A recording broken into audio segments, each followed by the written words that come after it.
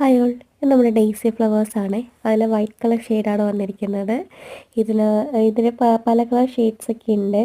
ഇത് ഒരുപാട് വെള്ളവും സൂര്യപ്രകാശമൊക്കെ കുറവ് മതിയായ പ്ലാന്റ് ആണെങ്കിൽ പോലും ഇതിങ്ങനെ വേനൽക്ക് ഒക്കെ നമ്മളിങ്ങനെ മാറ്റി മുറ്റത്തൊക്കെ വെച്ച് കഴിഞ്ഞാൽ ധാരാളം പൂക്കളും തൈകളൊക്കെ ഉണ്ടാവും. ഇപ്പോൾ ഒരു തൈയിൽ നിന്ന് തന്നെ ഒരു കമ്പിൽ നിന്ന് തന്നെ ധാരാളം തൈകളൊക്കെ ഉണ്ടാവും.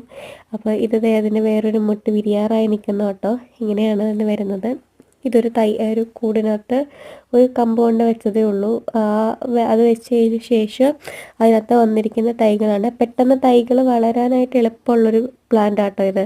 ഡെയ്സി ഫ്ലവേഴ്സ് എന്ന് പറഞ്ഞു കഴിഞ്ഞാൽ ഇത് ഓരോരോ പ്ലാന്റുകളും നമ്മൾ തൈകൾ മാറ്റിയെടുത്ത് വെച്ചിരിക്കുന്നതാണ്. ഇതിപ്പോൾ എല്ലാം കൂടെ വിരിഞ്ഞ് കഴിയുമ്പോഴേക്കും നല്ല ഭംഗിയുണ്ട്. പിടിപ്പിക്കാനൊക്കെ ആയിട്ട് മാറ്റി വെച്ചിരിക്കുന്നത് കേട്ടോ. അപ്പോൾ നല്ല രസമാണ് ഡെയ്സി ഫ്ലവേഴ്സ് കാണാനൊക്കെ ആയിട്ട്. അപ്പോൾ എല്ലാവരും വീട്ടിലൊന്ന് വളർത്തി